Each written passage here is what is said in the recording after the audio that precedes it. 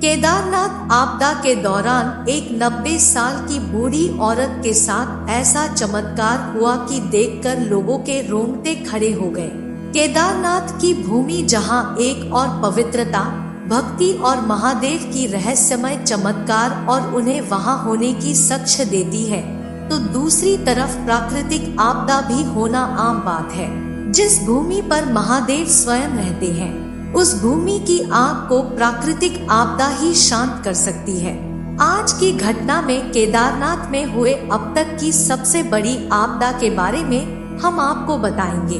उससे पहले यदि आप महादेव के सच्चे भक्त हैं, तो कमेंट बॉक्स में हर हर महादेव लिखकर इस चैनल को सब्सक्राइब जरूर कर लें। ये घटना है जयपुर के एक छोटे से गांव में रहने वाली मालती देवी की।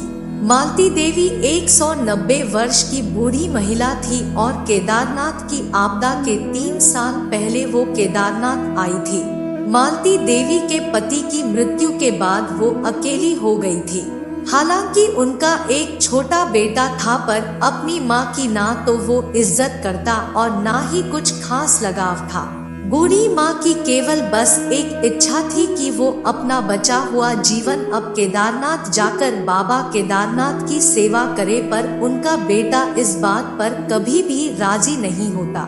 एक दिन मालती देवी अपने बेटे और बहू की हरकतों से परेशान होकर आश्रम में चली गई, जहां उन्हें पता चला कि आश्रम के लोग केदारनाथ की यात्रा के लिए कल सुबह ही निकलने वाले हैं।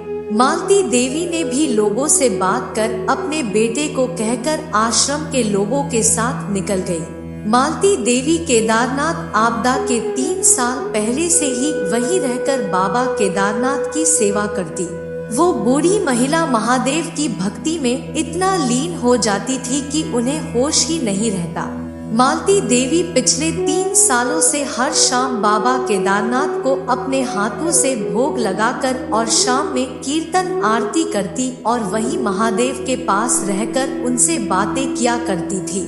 कई लोग तो ऐसा मानते हैं कि वो बूढ़ी महिला महादेव से बातें भी किया करती थी और महादेव उनकी गोद में सर रखकर सोया करते थे। 2013 की आपदा की वो रात तो आप लोगों को याद ही होगी, जब प्रकृति ने अपना प्रकोप दिखाया था। उस शाम भी मालती देवी हर रोज की तरह महादेव को भोग लगाने के लिए जा रही थी।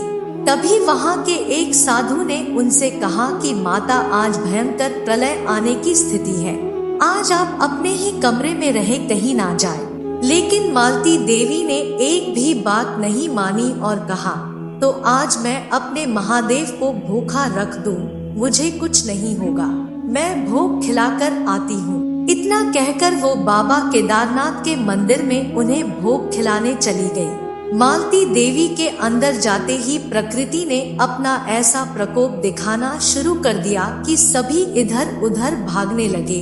कितने लोग मारे गए, बाढ़ में ना जाने कितने लोग बह गए, पर मालती देवी को इसकी भनक तक नहीं लगी। वो मस्ती में अपने महादेव को भोजन खिलाकर कीर्तन में व्यस्त थी। बाहर से मंदिर के सभी कर्मचारी, पंडित जी सभी उन्हें आवाज दे रहे थे। वो उनको बुलाते रहे, पर मालती देवी को कोई होश नहीं था।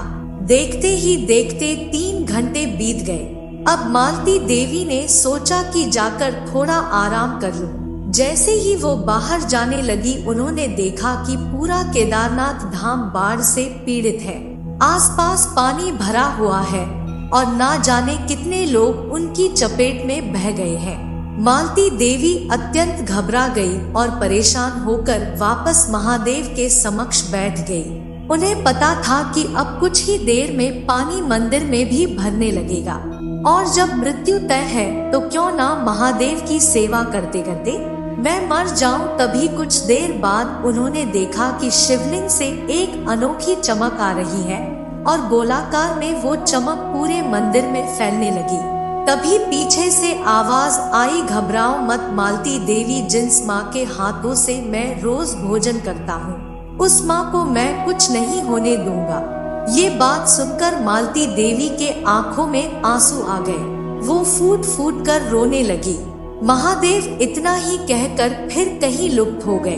मालती देवी का जीवन जैसे अब सार्थक हुआ था।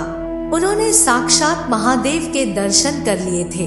कुछ देर बाद मालती देवी मंदिर से निकली तो आसपास के दृश्य को देखकर चकित हो गई, पर फिर धीरे धीरे अपने कमरे की तरफ बढ़ गई। ऐसा कहा जाता है कि मालती देवी और महादेव का रिश्ता माँ और बेटे के समान था, जिसकी वजह से मालती देवी को उनका बेटा और महादेव को माँ मिल गई। तो दोस्तों, ये वीडियो कैसे लगी हमें कमेंट बॉक्स में जरूर बताएगा। वीडियो पसंद आई हो तो वीडियो को लाइक करिएगा, शेयर करिएगा और चैनल को सब्सक्राइब करना मत भूलिएगा। हर हर महादेव।